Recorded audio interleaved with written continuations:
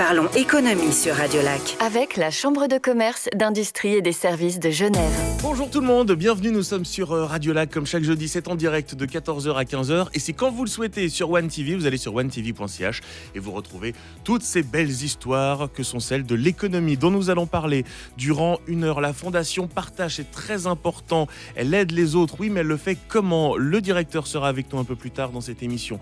On va aussi découvrir Studio Tech, une excellente idée pour réemployer également des matériaux, des choses très concrètes. Vous allez visiter une expo, il y a des choses qui sont créées, on peut les réutiliser, on le verra un peu plus tard dans cette émission. Autour de la table également, il y a Nathalie Hardine, bonjour. Bonjour Benjamin. Vous êtes la directrice du département politique de la Chambre de commerce, d'industrie et des services de Genève. Comment se préparent les fêtes de fin d'année? Sur le plan économique, personnel, je vous demanderai hors antenne. Eh bien, elle se prépare quand même avec une certaine inquiétude, compte tenu des craintes qui planent sur notre avenir proche. On voit que les entreprises ont des craintes en matière de prix de l'énergie, l'inflation, un certain recul de la demande. Donc, l'avenir n'est pas forcément tout rose. Mais évidemment, on reste attentif. Et puis, on nous dit qu'on devrait arriver à passer cette vague. En tout cas, on l'espère. Alors, c'est ce qu'on dit. Effectivement, il ne faut pas non plus faire dans le catastrophisme, surtout à Genève. Il y a un joli sapin derrière vous, en plus. Ce serait dommage. Je ne l'avais pas vu. Et donc, c'est vrai qu'à Genève, comme l'a montré notre récente étude économique, il y a certains atouts en termes de dynamisme, de possibilités de financement pour les entreprises, d'un certain vivier de compétences. Donc, soyons optimistes. Oui, c'est pour ça d'ailleurs que je me fais pousser ma barbe de Père Noël. Ça me permet d'être un peu plus optimiste. Et notre première invitée, la voici. Parlons économie sur Radio Lac. Le Focus. Comment bien faire en matière de fiscalité et de protection des données? Bonjour, maître Carmen Cavilla. Bonjour, merci pour cette invitation. Merci à vous de l'avoir accepté. Vous êtes avocate au barreau au pluriel, barreau de Berne et barreau de Paris. Vous êtes donc extrêmement bien placé pour parler de tout ce qui se passe dans cette fiscalité franco-suisse, parce que évidemment, j'imagine que pour les entrepreneurs, c'est une préoccupation de bien faire les choses, mais de bien les faire deux fois. Tout à fait. C'est vrai que la fiscalité et la protection des données, aujourd'hui, sont des véritables outils de pilotage pour les entreprises. Donc, il y a vraiment cet aspect-là. D'ailleurs, au-delà d'anticiper en matière de fiscalité leur imposition, les entreprises ont vraiment à cœur de s'inscrire dans un contexte, de comprendre dans quel contexte elles évoluent. Je pense évidemment à la taxation minimale mondiale qui va arriver, qui est en discussion aujourd'hui au Parlement pour les multinationales. Donc, elles ne se préoccupent pas seulement de leur précaré, mais de choses beaucoup plus larges. En matière de protection des données, c'est vrai qu'aujourd'hui, c'est un enjeu qui est plus que majeur, qui est préoccupant et qui préoccupe tout un chacun, y compris les entreprises. En matière de pilotage, elles vont se demander s'il y a des sanctions auxquelles elles pourraient s'exposer, et évidemment. Donc, il y a vraiment cette volonté de faire les choses bien, de ne pas tomber sous les fourches codines du régulateur. Pour qu'on comprenne bien de quoi on parle, des notions de fiscalité, ça d'accord, mais quel est le problème, en tout cas les interrogations autour de la protection des données? Alors, comme vous le savez, la NLPD, donc la nouvelle loi sur la protection des données, va entrer en vigueur le 1er septembre prochain, donc le 1er septembre 2023. Au niveau de l'Union européenne, il y a déjà une réglementation qui a été mise en place. Il est vrai que la LPD ancienne mouture avait besoin peut-être d'être un petit peu remise au goût du jour des préoccupations des personnes qui traitent des données à caractère personnel. Donc l'idée aujourd'hui, c'est de pouvoir proposer un texte qui est équivalent à ce qui est proposé par l'Union européenne. On entend parler de la RGPD, c'est ça, c'est le texte européen. Et nous, on a la LPD et on essaye de faire quelque chose de similaire. Mais est-ce que c'est forcément la même chose, sans rentrer dans les détails? Est-ce que la loi suisse doit être le copier-coller de la loi européenne pour que ce soit le plus simple pour les entreprises? Elle ne l'est pas. La loi suisse n'est pas un copier-coller de la réglementation au niveau de l'Union européenne. Il y a un certain nombre de subtilités, peut-être que celles qui parlent le plus ou qui sont le plus spectaculaires reposent sur les sanctions. On sait qu'au niveau de l'Union européenne, les sanctions peuvent aller jusqu'à 4% du chiffre d'affaires d'une entreprise ou jusqu'à 20 millions de son chiffre d'affaires. En Suisse, les chiffres sont un peu plus bas. On parle de montant d'une amende de 250 000 francs suisses, mais ce qu'il faut garder en tête, c'est que ces amendes, contrairement au RGPD, vont viser des personnes physiques et qu'une amende qui dépasse le montant de 5 000 francs suisses peut être inscrite sur le casier judiciaire du responsable d'un traitement qui contreviendrait à la réglementation en matière de protection des données. Donc effectivement, ça paraît, les montants sont moins astronomiques. Ça, c'est vraiment quelque chose d'assez anecdotique, mais La trace reste, quoi. la trace reste. La terminologie aussi a changé. On parlait dans la LPD, ancienne mouture, de maître de fichier. Aujourd'hui, on parle de responsable de traitement, comme c'est le cas en matière de RGPD. L'idée est vraiment d'essayer d'être vertueux en matière de protection des données. Parce que je trouve intéressant de vous entendre là-dessus. Quand on parle protection des données, on pense toujours au même, hein, et les Google, Amazon, etc. Mais évidemment que ça concerne aussi les PME. Ça, on en parle rarement. C'est tout à fait, effectivement, c'est très bien d'en parler. Ce qu'il faut également garder en tête, c'est que la loi, le RGPD, tout comme la NLPD, donc la nouvelle loi sur la protection des données. Pardon, je vais me permettre, mais la loi européenne et la loi suisse. Oui, pardon. Essayez de synthétiser. Pardon pour mon jargon de juriste. Non, mais moi, je vous en veux pas, c'est pour ça que je suis là. Oui, mais effectivement, c'est vrai que... pardon, du coup, j'ai perdu le fil de la... Non, mais c'était que ça touche aussi les PME et oui, on a tout tendance à à fait. l'oublier. Oui, c'est vrai qu'on a tous entendu parler des arrêts ou des énormes sanctions qui ont été infligées à Google ou à Instagram, etc. Mais effectivement, il ne faut pas oublier que ces lois, qu'elles soient la loi européenne ou la loi suisse, sont des lois extraterritoriales. Donc même une personne qui traiterait avec une entreprise suisse en n'ayant pas son siège en Suisse tomberait sous le coup de la LPD, et une PME qui aurait des activités qui traiterait de la donnée personnelle dans l'Union européenne et qui n'aurait pas son siège dans un État de l'Union européenne tomberait également sous le coup de la RGPD. Donc c'est très important effectivement de souligner qu'il n'y a pas que des gros poissons, il n'y a pas que des Google, des Amazon, etc. qui sont visés, mais que tout le monde peut tomber sous le coup de cette législation. Et les avocats aussi d'ailleurs. Voilà. Non, mais c'est vrai qu'aujourd'hui, le monde est beaucoup plus petit, on fait du commerce beaucoup plus facilement grâce à Internet, mais il y a aussi effectivement toutes ces lois auxquelles il faut se conformer. Comment ? Eh ben, on va le voir ensemble dans quelques instants sur Radio Lac, sur One TV, puisque nous parlons économie. Parlons économie sur Radio Lac. Le Focus. On a envie de bien faire les choses à l'approche de la fin de l'année, de se mettre en conformité aussi avec la loi, mine de rien. Comment bien faire en matière de fiscalité, de protection des données ? L'avocate au barreau de Berne et de Paris, maître Carmen Cavilla, est toujours avec nous. Bon, on a dit, il y a des choses différentes, il y a des choses qui se ressemblent dans les lois, ok. Mais concrètement, là, il y a un responsable de PME qui nous écoute, il veut être sûr de ne pas faire de bêtises et de ne pas avoir des centaines de milliers de francs qui restent sur son casier judiciaire. Qu'est-ce qu'il fait ? Ou elle, évidemment. Alors, à minima, ce que l'on propose, ce que l'on conseille, c'est déjà faire un état des lieux de la situation. Ensuite, en fonction de l'activité de l'entreprise, enfin de la PME, c'est de voir l'utilisation qui est faite des données à caractère personnel, et à ce titre de regarder les risques que la PME encourt en les utilisant, en faisant ce que l'on appelle une analyse d'impact. Donc, la CNIL propose un outil d'analyse d'impact, puisque c'est pour l'utiliser lorsque l'on utilise un certain nombre de données sensibles. La CNIL, qui est en France la Commission nationale informatique et liberté. Donc, il y a un outil d'analyse d'impact. Moi, je le recommande à mes clients d'aller voir. Puis, si on ne sait pas comment faire, ça peut être déjà une première approche. Ensuite, on va regarder comment les contrats que l'on a actuellement sont rédigés. Est-ce qu'il y a déjà une clause ou des éléments par rapport aux données à caractère personnel ? Est-ce que mes contrats de sous-traitants comportent également cette clause-là ? Parce qu'en tant que responsable de traitement, je dois être garant également de cela, même si le sous-traitant a aussi un certain nombre de responsabilités.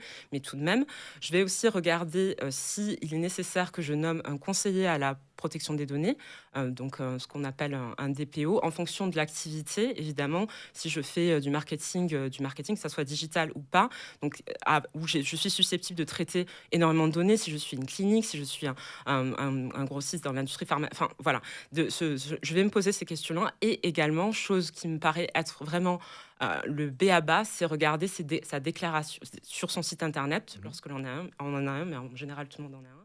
Voir s'il y a une déclaration de protection des données, on appelle ça politique de confidentialité, enfin, ça mention légale, enfin, ce que vous voulez, mais déjà qui permettent de savoir qui est responsable du traitement, comment les choses sont faites, etc.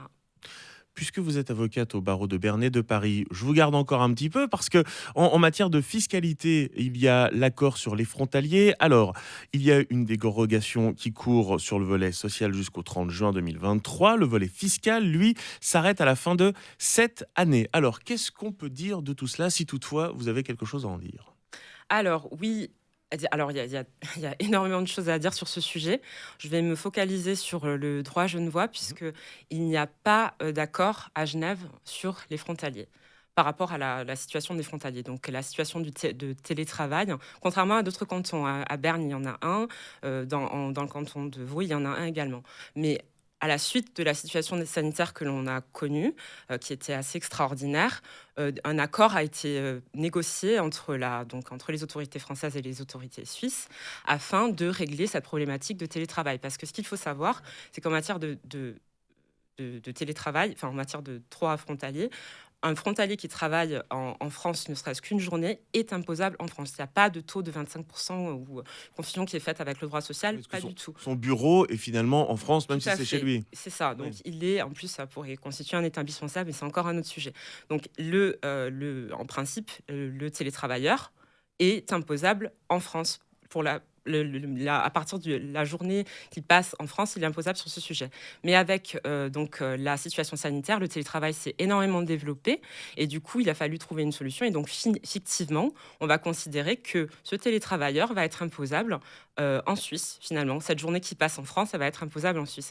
Cet accord a été moult fois prorogé, de manière à ce que les autorités suisses et les autorités françaises puissent trouver une solution pérenne, puisque ça faisait aussi, c'était une sorte de marronnier, ça faisait longtemps qu'on essayait de trouver une solution. Bon, la crise sanitaire a aussi eu du bon en ce sens-là, c'est que maintenant on essaye de pérenniser cet accord. Il est censé arriver à échéance, donc il date de mai quand même, 2020. Il est censé arriver à échéance le 31 décembre 2022, et normalement les autorités devraient pouvoir s'accorder, trouver une solution, on l'espère, pérenne. Mais est-ce que ça, c'est un enjeu pour les entreprises, finalement? Parce qu'aujourd'hui, et je vois Nathalie Ardich, peut-être d'ailleurs, si vous le souhaitez, vous donner la parole, parce que les entreprises, aujourd'hui, réfléchissent aussi en matière de télétravail. Ça peut être une solution à proposer à des employés. Je ne sais pas qui souhaite prendre la parole. Nathalie Ardich. Alors, bien sûr que c'est un enjeu très important pour les entreprises. Tout le monde a encouragé et continue à encourager le télétravail, ne serait-ce que parce que ça correspond à des aspirations des travailleurs et puis aussi ça permet de désengorger les routes. C'est très important pour les entreprises qu'une solution pérenne soit trouvée parce que sinon ce sera fini pour les frontaliers de pouvoir télétravailler parce que pour les entreprises genevoises, il est exclu qu'elles servent d'agents payeurs pour le fisc français. D'ailleurs, je crois que c'est interdit par la législation suisse. Tout à fait. Non, mais c'est très justement dit. Effectivement, c'est un enjeu majeur, principalement à Genève, où il y a eu vraiment beaucoup de débats sur ce sujet, tout simplement parce que l'employeur qui se retrouvait dans une situation où l'accord l'accord qui a été l'accord du 13 mai viendrait à tomber, devrait dispatcher le temps de travail qui a été réalisé en France, le temps de travail qui a été réalisé en Suisse pour établir l'imposition qu'il faudrait appliquer au revenu qui va être remis à son employé. Donc en termes de charges quand même administratives, c'est quand même assez conséquent. En outre, je précise qu'en France, il y a une réforme fiscale donc sur l'imposition des contribuables. Donc ce qui signifie qu'aujourd'hui en France, l'imposition à la source est la norme. Donc ça voudrait dire qu'en fait, l'employeur suisse devrait verser une imposition à la source à la France, qui est totalement interdit. Ce sont fonctions en principe qui sont régaliennes, donc c'est interdit par le code pénal suisse.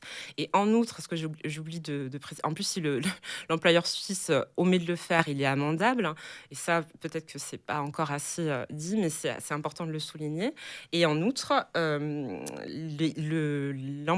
l'employeur suisse devrait désigner un représentant fiscal en France qui devrait être adoubé par les autorités françaises. Donc, en termes de charges, ça fait quand même beaucoup Donc, alors, pour une PME. Un mot, est-ce qu'on a quelques bonnes pratiques sur ces règles-là à communiquer ? Alors, en termes de bonnes pratiques, ou peut-être de connaissances, moi, je recommande... Alors, il y a plusieurs choses. Il y a évidemment l'accord du 13 mai 2020 qui est... que l'on peut facilement retrouver. Il y a la convention de double imposition entre la Suisse et la France qui date de septembre 1966. Ensuite, et ça c'est pour vraiment les jurys, mais pour les non-juristes... On va avoir un peu de temps, c'est les fêtes, si on aime lire, c'est bien. Oui, si on aime lire, oui, mais il y a quand même un vocabulaire qui est un peu technique, etc. Mais on peut tout à fait se rendre sur le site et de la Confédération et des sites cantonaux qui ont quand même des guides fiscaux, des éléments sur le système fiscal suisse, enfin, des choses qui permettent quand même de comprendre. Contacter évidemment les amis. En France, il y a impôt.gouv.fr et Légifrance. Impôt.gouv, il y a une newsletter et de mémoire aussi des foires aux questions. Et évidemment, en cas de vraiment où on est complètement perdu, il faut ne pas hésiter à contacter les administrations fiscales, évidemment. Elles répondent aisément, quand elles peuvent, parce qu'il y a parfois des situations qui sont extrêmement complexes. Je précise que donc il n'y a plus de convention fiscale également entre la Suisse et la France en matière de droit des successions.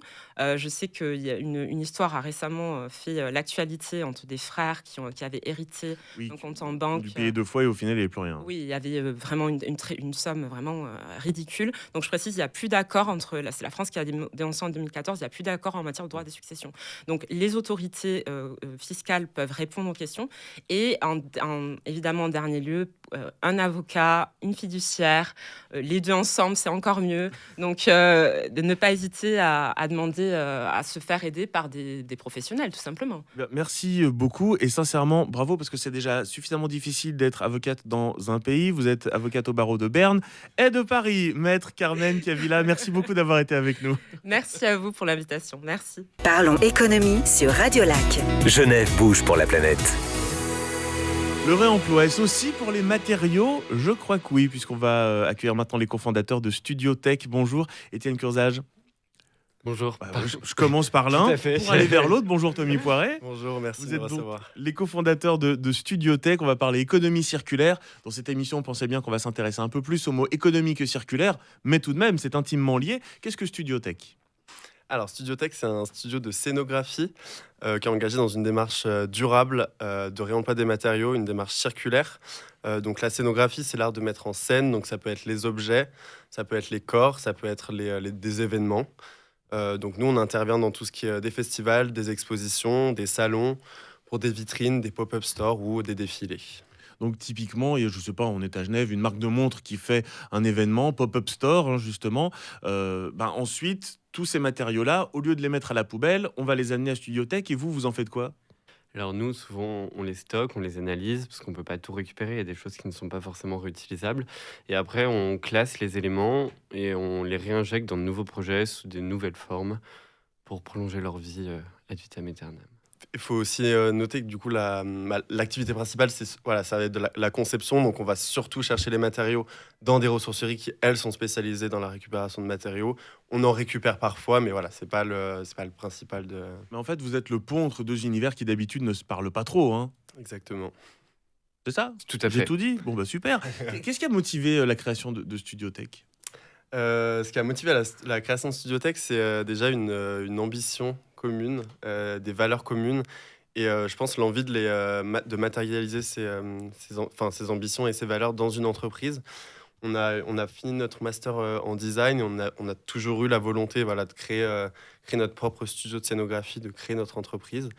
Et quand, au cours de nos études, on a découvert tous ces matériaux, toutes ces scénographies, tous ces événements qui étaient entre guillemets à usage unique, on a décidé de monter une entreprise dont le but c'était de de combattre, entre guillemets évidemment, ça, et de proposer des alternatives à ces scénographies à usage unique. Et à l'heure où les entreprises ont beaucoup aujourd'hui de notions de RSE, les fameuses responsabilités sociales des entreprises, ça a quel impact ça pour vous? Parce qu'on pourrait dire, bah, du coup, elles s'en occupent déjà, donc on n'a pas besoin de Studiothèque. Non, justement, c'est quelque chose qui est totalement pas inconnu, mais qui est en développement. On ne sait pas ce qui va se passer dans même 5 ans en termes de RSE.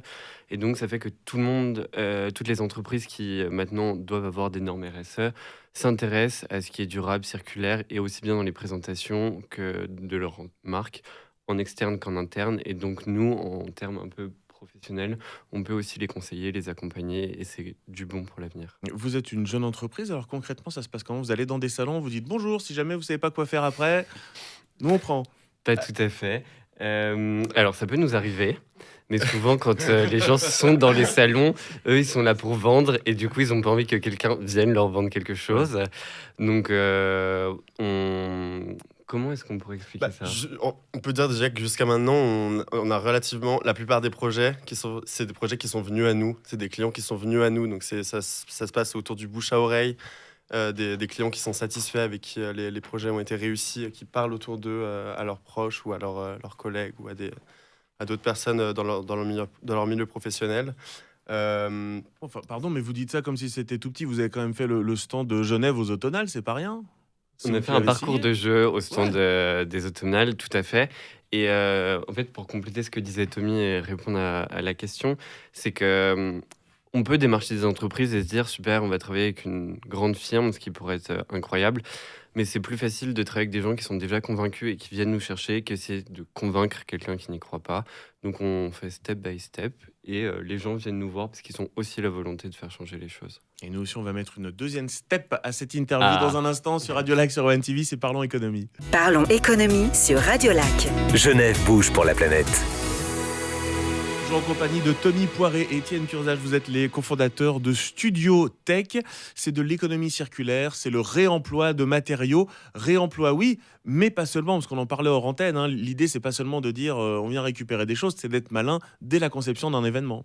Tout à fait, c'est ce qu'on va appeler de l'éco-conception, c'est de concevoir de façon plus économique, écologique, avant de réaliser les projets, et pas de se dire on a tout acheté, tout pensé, tout dessiné, comment on fait pour que ça soit éco? Non, ça se passe un petit peu en amont. Mais je vais, et c'est difficile avec Studiothèque, me mettre l'aspect écologique de côté. Si je dois créer un événement, je me dis, bon, si j'achète ça, du plastique, du machin, ça vient de Chine, ça va me coûter tant. J'imagine que venir vous voir, le réemploi de matériaux, il y a une vraie plus-value, il y a ce que l'on appelle, j'imagine, de l'upcycling, il y a votre expertise. C'est un coût, ça? Alors, faut savoir qu'on est, malgré justement toute cette expertise et tout ce réemploi, toute cette revalorisation, on se place dans les prix du marché. On est au même prix que des concurrents en termes de scénographie. On essaye de ne pas être plus cher. Le but, c'est pas être plus cher. Et après, on est designer, donc on paye le prix d'un aménagement d'espace ou d'une scénographie. Mais comme l'a dit Tommy, on est au prix du marché. Ouais, voilà, le but, c'est même pas qu'il y ait un débat finalement sur la question de coût, si on vient vous voir ou si on prend du jetable. Non, l'objectif, c'est on essaie vraiment de se placer justement dans ces prix pour pas que ce soit un frein, pour pas que ce soit une montagne à gravir pour les potentiels clients, et que via des matériaux justement de seconde main qu'on peut récupérer ou même acheter dans des ressourceries, ça nous permet d'avoir quelque chose de relativement d'abordable pour eux. Et c'est sûr qu'en achetant en Chine, sur Amazon ou même sur Wish, ça va être forcément moins cher. Mais après, c'est à savoir où est-ce qu'on va investir son argent. Est-ce qu'on va investir dans l'économie locale et dans le canton genevois, ou est-ce qu'on préfère payer des grandes firmes où on ne sait pas où va l'argent? Voilà, il y a la qualité et il y a Wish, il y a Beyoncé et il y a Aya Nakamura. L'incubateur Pulse, vous avez été suivi par l'incubateur Pulse, vous y êtes toujours, mais bientôt vous allez voler de vos propres ailes. On peut peut-être revenir sur cette expérience, puis savoir ce qui va se passer après? Tout à fait, on va bientôt couper le cordon, comme on dit, parce à la suite de notre master, on a directement enchaîné avec cet incroyable incubateur pendant 18 mois. Ça. Et en mars, on va devoir quitter et laisser la place à de nouveaux incubés pour voler notre propre aile. Donc, on est actuellement en pleine recherche, en pleine effervescence pour trouver un nouveau local. Et où est-ce que va s'installer Studiothèque? Mais trouver un nouveau local pour vous, ça veut dire quoi? Parce que vous venez aussi avec des matériaux, justement, non? C'est-à-dire que c'est pas un bureau qu'il vous faut, c'est un hangar. Alors, on stocke pas tant que ça finalement. On a des matériaux évidemment, mais la plupart du temps, soit on trouve les matériaux de réemploi sur des chantiers, soit on va les chercher, on va les acheter au moment du projet. Donc, c'est un peu comme ça se passe plutôt de manière organique le stockage et de manière circulaire. On stocke pas vraiment à outrance. Nathalie Hardin, ça c'est véritablement dans l'air du temps et on voit, et là je parle à la directrice du département politique de la CCIG, on voit que les autorités vont également dans ce trend, si toutefois il s'agit d'un trend, puisqu'il y a eu ce partenariat avec Genève aux Automnales pour Studiotech. Oui, effectivement. D'ailleurs, il y avait le projet aussi La Fabrique circulaire, auquel on était associé avec d'autres à la Chambre. Et c'est effectivement, il y a déjà des plateformes qui existent depuis assez longtemps, comme Genie.ch, c'est pas de l'économie circulaire, mais c'était quand même peut-être un ancêtre de l'économie circulaire, si on peut dire. Et puis, de plus en plus, les entreprises s'efforcent d'aller dans cette direction quand c'est économiquement et techniquement faisable. Ouais. Ouais, c'est une notion qui est importante quand c'est économiquement et techniquement faisable. Hein. On en revient encore à ça qui finalement est le nerf de la guerre, mais j'ai le sentiment que ça vous pose pas de problème, donc finalement tant mieux, puisque vous êtes au prix du marché. Donc ça, c'était vraiment aussi dans l'idée de base du projet. Ça s'est dessiné au fur et à mesure, enfin ça s'est pensé plutôt au fur et à mesure, parce que quand on a commencé, on savait pas ce que c'était les prix du marché. On est sorti d'études et on s'est dit, c'est parti, on y va, on lance un studio. Et après, c'est vrai qu'on s'est dit, ah, mais en fait, combien On n'est est-ce pas que les ça seuls. coûte? Comment est-ce que tout ça fonctionne? Donc, il n'y avait pas d'idée financière derrière, principalement. Et puis au fil du temps, on s'est rendu compte que voilà, il y avait certains freins potentiels auprès du coup de ces clients potentiels et que ça en faisait partie, ce prix, et que la plupart n'étaient pas forcément prêts à mettre plus d'argent pour quelque chose qui était durable, ce qui est compréhensible. Est-ce que là, concrètement, dans les prochaines semaines, on pourra découvrir, admirer certaines de vos réalisations sans même qu'on sache que c'est vous, du coup? Parce que c'est le but. Alors là, pour cette fin d'année, Je sais pas. non, pour cette fin d'année, pas forcément. Début 2023, on travaille actuellement sur la nouvelle vitrine de Bernet Associés. Donc ça, ce sera à découvrir. En fin janvier. Voilà. Très bien. C'est un Et beau projet. plein de projets qui vont arriver très prochainement, que vous pourrez découvrir sur notre Instagram ou site internet. J'en doute pas, ils n'ont pas le droit de dire, c'est terrible. Ah, Étienne Curzage, Tony Poiré, les cofondateurs de Studiotech, merci beaucoup d'être venus nous voir. merci pour Merci. l'invitation. Parlons économie sur Radio Lac. Le focus. Comment la Fondation Partage aide les autres? C'est dans ce sens-là, mais on peut aussi aider bien sûr la Fondation Partage. On va le voir avec Marc Nobs. Bonjour. Bonjour. Vous êtes le directeur de cette belle Fondation Partage créée en 2005. Et je vous le disais à l'instant hors antenne, c'est triste que vous soyez finalement autour de ce micro. Ça veut dire que vous avez beaucoup de travail. Alors effectivement, on a beaucoup de travail. La situation économique globale génère des situations individuelles qui sont compliquées et puis qui grossissent les rangs en fait des personnes qui sont en situation de précarité à Genève. Et cette année, d'ailleurs, est assez particulière. On a vu qu'il y a encore une augmentation assez importante des personnes qui ont besoin d'aide et qui viennent voir Partage. Ouais, tout à fait. Le premier signal, ça a été l'arrêt brusque de la situation Covid au début de l'année 2020, enfin au printemps 2020. Et là, on a réagi de manière assez rapide pour pouvoir continuer à aider ces gens avec des nouvelles formes de distribution, puisqu'on est passé sur des bons d'achat qu'on distribuait pour que ces personnes puissent aller acheter des produits dans les magasins. Et puis à partir de juin 2020, on nous a mandaté pour devenir l'approvisionneur principal des sites de distribution d'aide alimentaire d'urgence. On pensait que c'était une situation d'urgence qui allait s'arrêter. Et puis malheureusement, on constate aujourd'hui que la situation est loin de s'arrêter et puis elle est même en progression. Oui, quand l'urgence devient pérenne, c'est qu'effectivement, il y a un vrai problème. On va reparler de cette manière de distribuer les choses dans un instant. J'aimerais juste qu'on revienne sur les samedis du partage, parce qu'on connaît les samedis du partage. Hein, on rentre, on a le cornet avec Titoff dessus, la liste, et puis on aide. Comment est-ce qu'on peut vous aider en dehors de ces samedis du partage ? Alors, il y a plein de façons d'aider. La Fondation Partage, il y a bien sûr la possibilité de faire des dons financiers, ce qui nous permet de pouvoir acquérir des produits et puis après les redistribuer. Il y a aussi la possibilité de nous aider par des actions de bénévolat. Aujourd'hui, on a hors samedi du partage, parce que c'est des périodes où on a besoin de beaucoup plus de monde qu'en situation hors samedi du partage. Là, on est en moyenne à 40-50 personnes par semaine en situation normale pendant les 2 opérations du samedi de partage, depuis le vendredi matin jusqu'au samedi soir.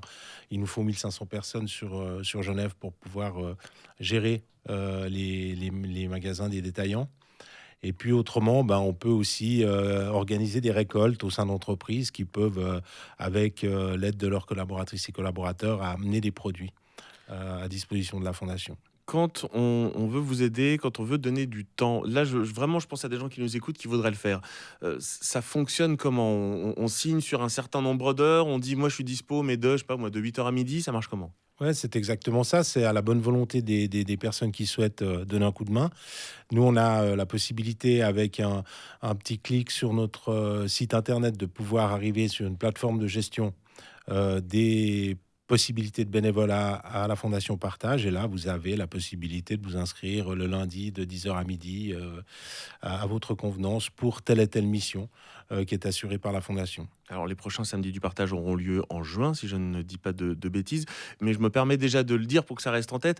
Demandez de quoi est-ce que la Fondation Partage a besoin, parce que sinon, moi, je suis le premier à prendre un peu toujours la même chose. Et après, je me dis, il doit avoir un stock de pâtes de fou et très peu de couches, alors que pourtant, il y a aussi une nécessité là-dessus. Une fois qu'on a récolté des denrées, comment celles-ci sont redistribuées? Ça fonctionne comment? Il y a un entrepôt, on met tout là et ensuite? Alors, quand on a tout stocké, tout répertorié, parce qu'on a un système logistique qui nous permet d'identifier tous les produits qui rentrent et tous les produits qui sortent de la Fondation, ces produits sont répartis auprès des institutions qui, elles, sont chargées de la distribution de l'aide alimentaire à Genève. Donc, il y a 2 types d'aide alimentaire. Il y a l'aide alimentaire par cabas, donc c'est des colis avec des produits secs, des produits frais et des produits d'hygiène. Et il y a d'autres structures qui confectionnent des plats et puis qui servent à manger. Mais ça veut dire qu'une association va venir vous dire, moi j'ai besoin de telle chose, ou c'est vous qui donnez ce qu'il y a à disposition? Alors, c'est notre système logistique dont je parlais tout à l'heure. C'est un système qui gère notre stock disponible. Et puis, chaque institution bénéficiaire, en fonction du nombre de ses membres, des gens qui sont dans cette structure, ont des accès à notre stock en direct. En fait, par Internet, on peut se loguer et puis dire, voilà, j'ai 100 personnes à nourrir. Donc, il y a pour 100 personnes de droit sur notre stock. Pour qu'on comprenne bien les choses, est-ce que, je ne sais pas si vous avez les chiffres en tête, est-ce que vous savez combien soit d'associations sont aidées, soit combien de personnes finales, je dirais, sont aidées par la Fondation Partage? Alors, on a environ 60 structures avec lesquelles on travaille, qui sont bénéficiaires régulières des produits de partage. On distribue à peu près 1800 tonnes de produits, entre les produits alimentaires et les produits d'hygiène de première nécessité par année. Et ça représente grosso modo 13 500 personnes à Genève qui bénéficient chaque semaine de l'aide de la Fondation. Chaque semaine? Chaque semaine. 13 500 personnes, et on parle d'une des villes les plus riches du monde, Genève. Voilà, exactement. Eh bien, écoutez, je suis triste de devoir vous dire qu'on se retrouve dans quelques instants. Alors, Marc Nobs, directeur de la Fondation Partage, vous restez avec nous. Et aidez, donnez, parce que vous l'avez compris, les samedis du partage, les prochains seront en juin. On peut continuer à donner et à aider Partage. Parlons économie sur Radio Lac. Le Focus. Toujours en compagnie du directeur de la Fondation Partage, Marc Nobs. Comment la Fondation Partage aide les autres? C'est la question que l'on se pose. Toute l'année, on l'a dit, 13 500 bénéficiaires par semaine à Genève. J'imagine que le Covid a beaucoup changé les choses? Ah oui, le Covid, ça a été un déclencheur pour toute une partie de la population qui était un peu hors des radars, hein, et puis qui s'est retrouvée dans une situation économique très difficile. Et puis c'est là qu'on a pu constater ce qu'on a vu au Vernet à la fin du mois de mai 2020. Quoi. On se souvient de ces images extrêmement troublantes. Comment est-ce que vous vous financez? Parce qu'on peut vous faire des dons, mais j'imagine qu'il faut un peu plus que les dons de monsieur, madame, tout le monde. Alors effectivement, la structure de partage est assez particulière puisqu'on arrive à financer notre budget avec 80% de fonds qui proviennent d'aides privées. Donc c'est des privés, des entreprises, des fondations qui nous aident pour cette partie. Et 20%, ce sont des fonds qui proviennent des communes genevoises et puis de l'État. Avec cette problématique, et nous en parlions en antenne, quand l'activité économique va mal, les entreprises, j'imagine, sont un peu moins enclines à venir vous aider. Alors effectivement, la situation économique est un baromètre pour nous qui est essentiel puisque la situation économique difficile crée des problèmes au niveau des entreprises qui mènent moins de disponibilité au niveau des potentialités de dons pour la fondation. Et puis, en contrepartie, eh bien, une situation économique difficile déclenche aussi des situations de précarité importantes au niveau de la population, ce qui pénalise à double titre la mission de la Fondation Partage. On est aujourd'hui en augmentation de bénéficiaires, notamment parce que la situation à Genève est assez cher par rapport à la situation moyenne en Suisse. Et puis, malheureusement, il y a certaines personnes qui arrivaient juste à joindre les deux bouts avant les augmentations de prix qu'on a vécues ces derniers mois. Et puis, aujourd'hui, sont tombées dans la précarité, on peut le dire comme ça. Nathalie Hardin. Et on en parlait aussi hors antenne, en fait, sur le fait qu'il y a dans le temps, si on veut, les surplus, la nourriture, par exemple, qui n'était pas vendue par les supermarchés, pouvaient aller gratuitement, je crois, à partage.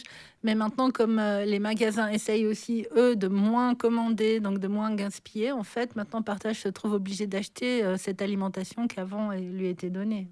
Donc, ça a aussi des incidences sur le budget. Justement, d'où l'importance de faire aussi des dons. Je rappelle qu'on peut aller sur partage.ch. Il y a un petit QR code avec Twint, application que vous avez peut-être déjà dans votre téléphone, et vous faites un don comme ça. C'est extrêmement simple, quoi. Il n'y a pas besoin d'aller sur votre e-finance ou je sais pas quoi. On peut le faire en littéralement 2 clics. Il y a également d'autres projets, puisque vous avez reçu une mention au concours développement durable 2022 de l'État de Genève autour de pommes. Parce que oui, si on donne des pâtes, alors je veux bien, ça peut rester un moment, mais des pommes, il faut pouvoir les retraiter très vite. Exactement. Donc, l'idée maintenant, les projets de la Fondation Partage sont des projets de valorisation de produits frais. Essentiellement, puisque, comme vous l'avez dit, on a cette chaîne de déshydratation de pommes. C'est un choix qui a été fait par la Fondation pour garder un accès facile à ces produits essentiels qui sont les fruits. Vous avez 1 kilo de pommes dans un sac à dos et vous êtes dans la rue, c'est assez compliqué à gérer. Vous avez 1 kilo de pommes déshydratées, ce qui représente 100 grammes de pommes, avec les mêmes caractéristiques nutritives que des pommes fraîches. C'est beaucoup plus simple et beaucoup plus facile. Et puis, ça vous permet de les consommer sur une durée de temps beaucoup plus longue. Donc ça, est-ce que nous, on peut les acheter et ça être partage, ou est-ce que c'est uniquement pour les bénéficiaires? Alors, en l'état, aujourd'hui, c'est uniquement pour nos bénéficiaires. Ce que l'on fait aussi, c'est une prestation de service pour des producteurs de pommes qui ont, pour certains, des épiceries à la ferme, des choses comme ça. Alors donc, on fait une prestation de service. Ça veut dire qu'on leur déshydrate leurs pommes et puis on est payé pour ce mandat-là. Ça nous permet de poursuivre notre mission aussi avec d'autres sources financières que celles qu'on a l'habitude d'utiliser. Et sinon, je le dis quand même parce que ça pourra servir pour l'année prochaine, de la fondue qu'on peut acheter. Alors là, c'est en rupture de stock. C'est bien la première fois que je suis heureux de ne pas pouvoir acheter de la fondue. Vous voyez, Marc Nobs. Mais voilà, c'est aussi une manière d'aider, en tout cas de faire connaître, mais de faire un petit apport. Puis sinon, vous prenez directement c'était quoi, 20-25 francs, je crois, le pack de fondue. C'est 20 francs. Voilà, puis vous les donnez directement à Partage. Sans même passer par la fondue. La suite finalement pour Partage, parce que Partage, le monde vivrait mieux si vous n'étiez pas là, mais la suite, on voit bien qu'on a toujours besoin de vous, donc comment se prépare 2023 ? Pour 2023, c'est compliqué parce que la situation, encore une fois, générale n'est pas forcément très favorable. Donc, on ne s'attend pas à une amélioration de cette situation. On va faire face à nos missions. On va essayer de continuer à travailler dans les meilleures conditions possibles pour la population précarisée du canton de Genève. Et puis autrement, je vous le disais tout à l'heure, on a plein de projets qui sont dans nos tiroirs, sur nos bureaux, pour essayer d'avancer vers des solutions qui seraient plus pratiques pour nos bénéficiaires. Et Nathalie Harding, je voudrais vous laisser également le mot de la fin là-dessus, en tant que directrice du département politique de la Chambre de commerce. Alors, au-delà de ma fonction, il y a un sujet qu'on n'a pas abordé aujourd'hui, ce sera peut-être l'occasion de revenir. Pardon, c'est en fait l'emploi à partage, parce que les personnes qui travaillent à partage sont aussi des personnes qui sont auxquelles vous permettez de remettre le pied à l'étrier. Oui, tout à fait. C'est une des 3 missions de partage. Il y a 3 missions. Une mission qui concerne l'aide alimentaire, une mission qui concerne la lutte contre le gaspillage alimentaire, et puis la 3e mission, c'est la réinsertion professionnelle. On a 70% de nos collaboratrices et collaborateurs à partage qui sont en emploi de solidarité, avec une mission bien précise pour nous, c'est de les accompagner le plus vite possible sur le marché ordinaire du travail. Donc partage sert à beaucoup de choses et on l'a un peu plus découvert aujourd'hui grâce à vous, Marc Nobs, vous en êtes le directeur. Merci beaucoup d'être passé nous voir et je vous souhaite de très belles fêtes. Et vous qui nous écoutez, faites un don, ça peut être aussi une bonne idée de cadeau de Noël. J'ai fait un don en ton nom. Mon frère me l'a fait l'année dernière, j'ai trouvé ça très bien. Merci beaucoup. Merci à vous. Parlons économie sur Radio Lac. Avec la Chambre de commerce, d'industrie et des services de Genève. Je crois que je viens de trouver une idée cadeau de Noël pour mon frère. Tiens, nous on se retrouve la semaine prochaine pour la dernière émission de l'année. Évidemment, vous retrouvez tout ce qui s'est passé sur radiolac.ch. Ce sont les podcasts audio, onetv.ch, la vidéo. Mais oui, c'est cross-média tout ça. En plus de nous retrouver sur les réseaux sociaux. À la semaine prochaine. Moi, je vous retrouve dès 17h pour que la journée finisse bien. One TV, programmé VOD sur onetv.ch.